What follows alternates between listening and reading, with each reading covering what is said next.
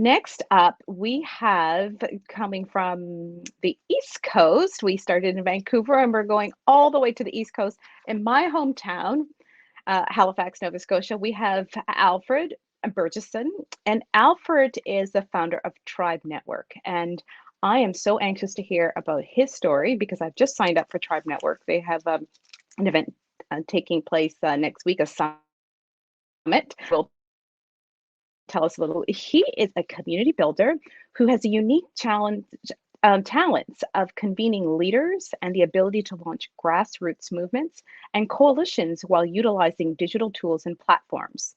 He brings a fresh perspectives, ideas, and solutions to the needs of this ever-changing world. Alfred has been advising local community groups, nonprofit organizations, government, and crown corporations, and he has even been an advisor to many leaders in Canada, such as, wait for this, the Prime Minister, Chiefs. So, Alfred, welcome.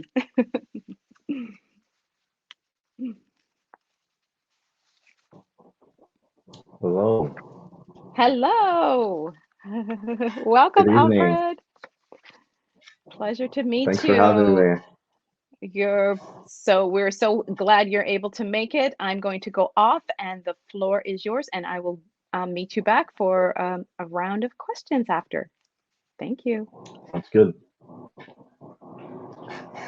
Wow, great to be here with Startup Can and all the awesome speakers and community tuning in. My name is Alfred, joining from Halifax, also known as Tubuktuk in Mi'kma'ki out here on the East Coast. Feeling honored to participate in this conversation today with incredible community leaders and entrepreneurs.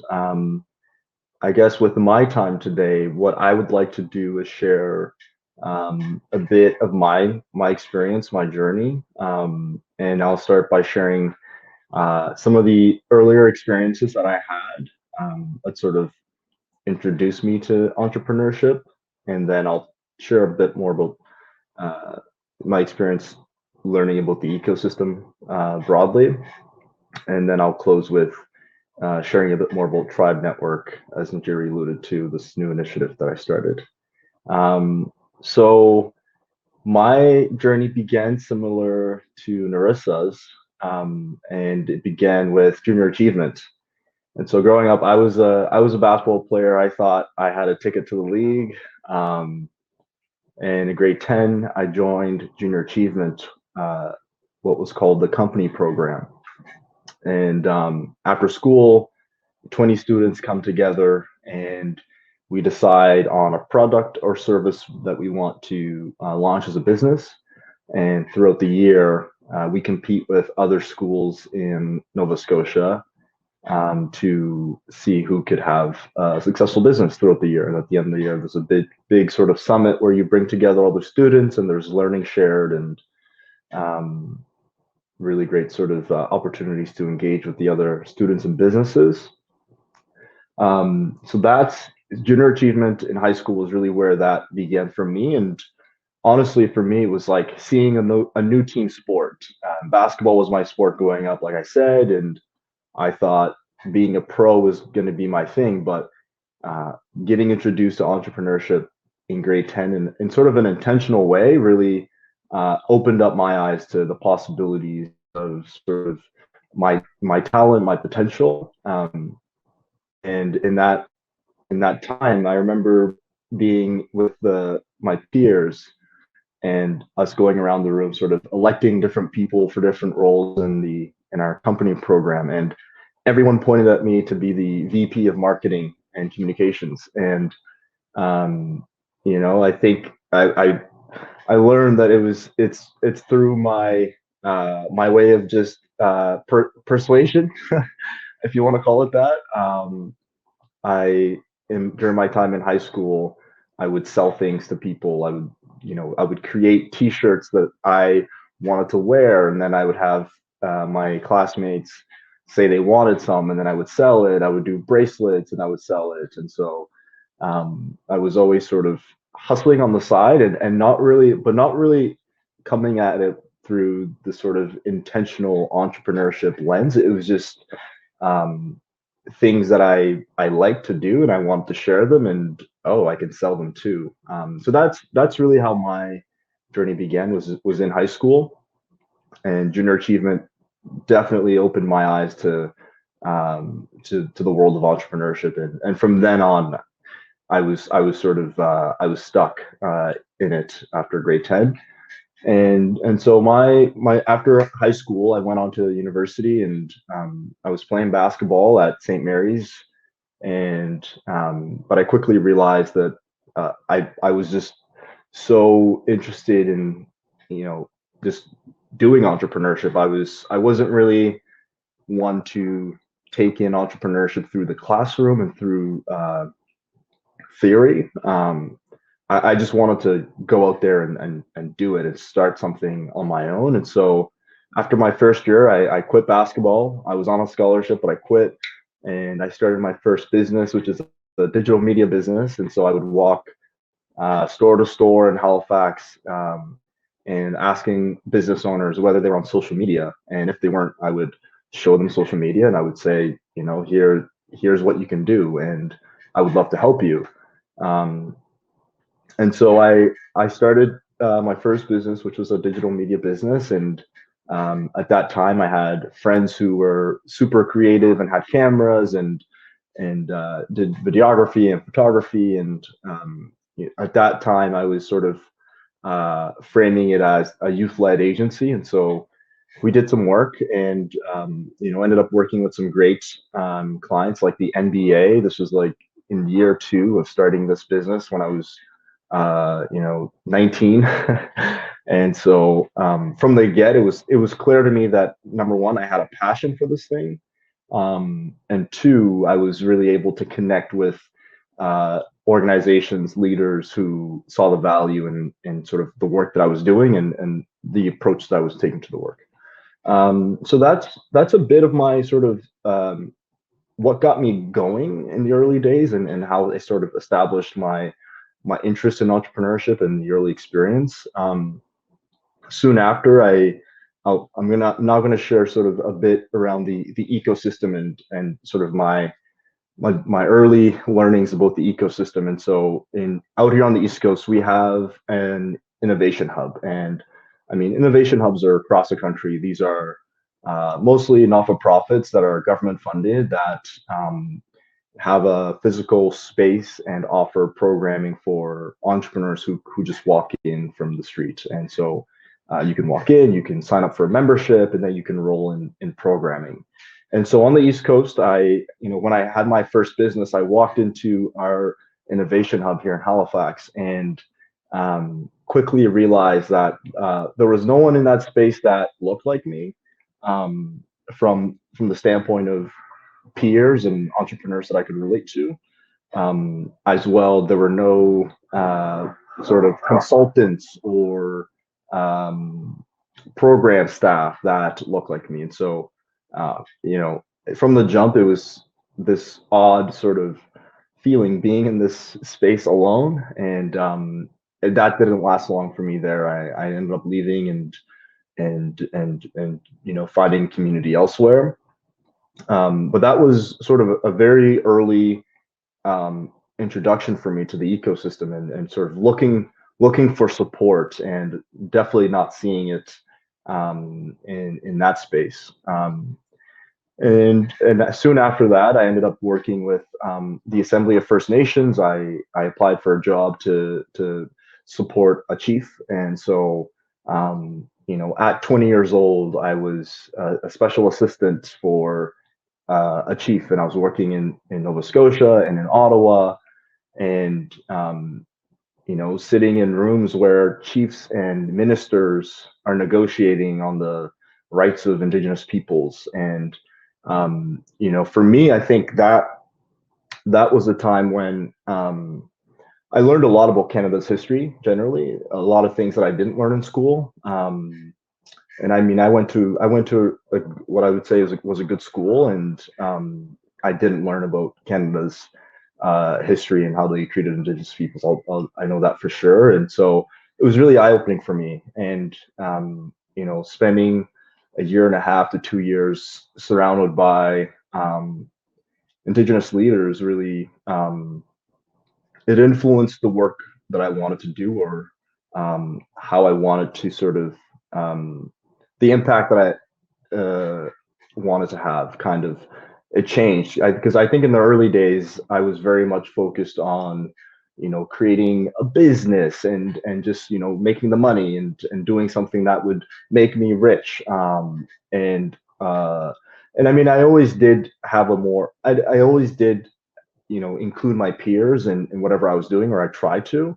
But the experience working with the Assembly of First Nations really, I think, struck a chord for me in terms of how do you do business and also have a positive impact in communities.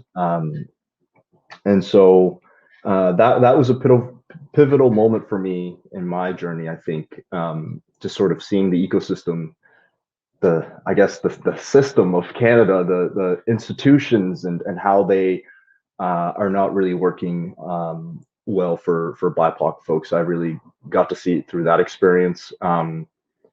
And in the recent years, I'll share two more examples of some of the work that I've been doing. I'm also a member of the Prime Minister's Youth Council, and through that position, we get to give him advice and talk to ministers and share our experience as young people in Canada, things that we think might benefit other young people across the country or improve the quality of life of all Canadians.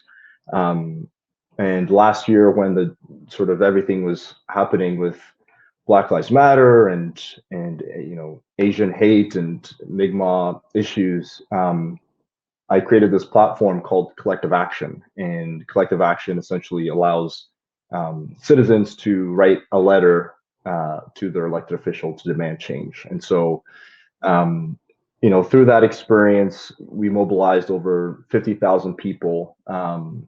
And that's not so much it wasn't an entrepreneurial venture, but it sort of allowed me to notice the ways in which we can activate folks, mobilize people to take action. And around that same time, my sister and I were talking about everything that was happening and saying, how can we build solidarity across cultures in Canada who are, oppressed. And so that was when the sort of the seeds of Tribe Network started to come alive, or the idea of it, but it didn't materialize. And then I got a call from a senator who said, I'm a privileged white man, and I have ran successful businesses, and I'm now a senator, and I want to help. What can I do? And so I ended up going to work with Senator Colin Deacon, and together we put out a survey for Black entrepreneurs in Canada to understand the state of Black entrepreneurs, and to sort of to see how best we could support Black entrepreneurs, what the challenges were. And I know that this is data and information that has been gathered before, but from my experience, it was not sure that government has actually put their money where their mouths are and gone out to gather this data themselves. And so for me, I saw it as an opportunity to really help move the needle within government, for them to have something internally to refer to, for policymakers to refer to internally.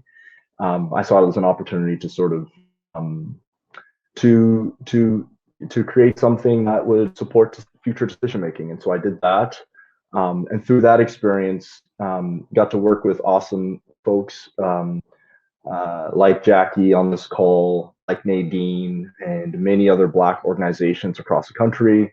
But I would say this, through that experience, I started to notice how siloed the ecosystem is. As in, first of all, I learned a lot of new organizations through that experience that I didn't know of out here on the East Coast. And I just, I could see some gaps in the lack of access to the ecosystem broadly. Like, as a Black entrepreneur, if I'm starting a new business or if I'm trying to grow my enterprise, um, it's beneficial for me to know to see the ecosystem, to know who the actors are, who the players are, and to get engaged. And so I started to notice gaps in the ecosystem, and kind of started to get the ideas flowing again when it came to the Tribe Network. And so um, we put out the results of the survey earlier this year, and the data overwhelmingly showed that systemic racism has an impact on Black entrepreneurs and their experience. It showed that there's low trust in banks. It showed that Black business organizations are the most important organizations for our entrepreneurs in Canada. Um, and so through, we put that out, and after doing that, I said, you know what, I need to go back out, get out of government, and roll up my sleeves, and use all the knowledge that I've gathered over my experience as an entrepreneur working within Indigenous governance, within the Canadian system, and seeing the Black entrepreneurship ecosystem. I'm going to roll up my sleeves and see what I can do, and use the gaps that I've identified, try to play a role. And so this is what Tribe Network is. We're building Canada's BIPOC entrepreneurship and innovation hub. This is a place where Black entrepreneurs, Indigenous entrepreneurs, people of color can create a profile and engage with entrepreneurs across the country, as well as see the ecosystem and join different organizations or groups virtually. So from the entrepreneurial standpoint, we really want to create a hub where entrepreneurs can come to engage with each other, engage with opportunities, um, and so that's from the entrepreneur standpoint. And from the service providers lens, right now there are a whole bunch of organizations, and whether it's financial institutions, law firms, etc., who want to help entrepreneurs, or a lot of them say they want to help Black, Indigenous entrepreneurs, but they don't know where to go. And so what we're hoping to do is create a space that allows the entrepreneurs from the community and the ecosystem service providers to engage with each other, and to sort of create a space where trust can be built and relationships can be built in an organic way. So this is Tribe Network. This is my new enterprise. It's a social enterprise, and we're really excited about the challenge of creating what will be a BIPOC entrepreneurship and innovation hub. It's very early days, so constantly testing, discovering, iterating, meeting with users and potential users. And so super excited to share that with you and my experience with you, and definitely encourage you to check out Tribe Network by looking at the tribe.ca. We're hosting some events next week where we'll share more about our vision and purpose, and hope to see you there. But in general, I just want to say I'm so honored to be here. And in terms of the entrepreneurs listening and tuning in, um, you know, shout out to you all for taking this path, because it's not an easy one, but it is worthwhile. So kudos to everyone who's on this path, and definitely understand that we're together on this journey, and hopefully what we can do is have an impact that is not just about enriching ourselves, but enriching the community too. And thank you for having me. I'm looking forward to questions and further engagement with folks. Thank you so much. So excited to hear a young person who's not only engaged in business, but also engaged on a political level, and has the foundations of understanding the complex landmines of navigating political, cultural, and economical terrain. So hats off to you on that one. And as a business intelligence and data analyst, I'm really curious about that that report, because it's so critical to know where we stand before we even, carve out a plan of moving forward. One of the things I find is that we are always hearing about the challenges we are having, the problems are there that what we don't have. But I would love to hear from you and your perspective. You know, living in Nova Scotia, the bedrock of Black Canada. Tell me some of the strengths that you feel we may not hear about that we can leverage as Black entrepreneurs. Whether it be through the data or just in your interaction. I think that would be very empowering for us as Black entrepreneurs and those who are looking at getting into it, because there's so much, wealth of cultural knowledge, and acumen in our community. So please share some strengths that we have as a community that can be leveraged in the entrepreneurial space. Great question. So in the survey, I mean, regardless of almost eight, there you are. I'm back, You're but I'm back frozen, on. I think. I can see you. I can see you moving. Okay. Um, Okay.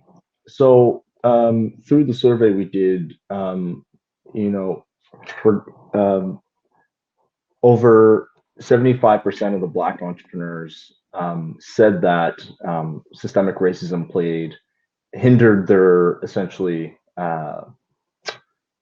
makes it harder for them to succeed as an entrepreneur. Their race makes it Hmm. harder for them to succeed as an entrepreneur.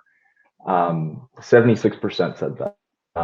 Yet over 90% felt optimistic about being an entrepreneur in today's society. And so, I think that to me, that just screams resilience, in that folks are facing barriers, yet are Hmm. charging at them, and are not letting that get in the way of their determinants of running a business or moving forward. So, I mean, I think that is a great asset for any, whether you're an entrepreneur or you're looking to hire entrepreneurs. That is a great asset for a team to have, is resilience. Hmm. And I think that Hmm. is not, I don't think we talk about that enough, or at least it's not something that is necessarily through the mainstream seen as a strength of us, is like the true resilience that it's taken to get to the stage, and the fact that folks are still feeling optimistic through a pandemic, through the systemic barriers that we face over generations. I think that's a huge strength, and we need to find a way to highlight that a bit more and celebrate that. Absolutely. And I found myself during the pandemic, where I was leaning to support was tapping into the various, whether it be Zoom events that were happening in Nova Scotia, the Black Cultural Center, plugging into my community, because that's where, when you're in a time of uncertainty, you want to be surrounded by family and community, and that gave me a lot of comfort to stay plugged to the community. And I definitely think the community aspect of Nova Scotia, does play a big part, and just having families and multi-generational relationships. And when you talked about being involved at a youth level, with leadership, I thought that was phenomenal, because I think it's so critical that we have multi-generational voices around the table, as we move forward, and as we make decisions, because at every stage of development there's a value that we can all share. And in a world of today with the pandemic, it really is all hands on deck. So Mhm. congratulations to you on that. And in terms of, you know taking action, there's a lot of folks who said, this is a great opportunity to pivot and go online and potentially become an Instagram influencer. You could have leveraged your influence and your work, but you chose to build community and create solidarity across cultures, in a time which isn't an easy task. So how did you take this period and your efforts and focus on the bigger picture when there was so much uncertainty moving forward through life as a young Black man? Hmm. Um, yeah. I mean, I think I was just my upbringing. My parents are just, you need to treat others with respect. When people need help, be there to help each other. Be there to pick people up when they're down. I think it's just Mm-hmm. the way I was brought up to sort of, um, maybe look for a challenge and look to see how you can support others in challenging times. But also, honestly, like I was at the beginning of the pandemic, I was staying in the country. I was like out in nature all the time, and honestly, Mm-hmm. that gave me a lot of strength to sort of, to not necessarily check out, but to like step away from digital and news and to walk into Mm-hmm. nature for a bit and to tune into like into sort of what's in me and to make sense of what's happening in Yes. the world. I think that gave me a lot of energy to actually like come back and be like, okay, I'm here, and let's work at this together. Like, let's find ways to build Mm-hmm. community, to elevate voices that are usually um, not given a platform. So I think the way I was brought up is one, but honestly, during the time of the when the pen at the beginning of the pandemic, I had a lot of time in nature to sort of, I guess, tune in and make sense of what was going on, um, and to sort of, identify how I wanted to show up. Thank you. Well, I want to thank you because I've registered for your summit and I'll be attending. So I'm one of the people that will be a beneficiary of your efforts through Tribe. So I want to Awesome. say thank you so much and keep up the great work. Keep up the great work. Thank you. Actually, before Alfred leaves us here, we do have two questions in Q&A because I want to Great. keep rolling here, not Hmm. fall too far behind.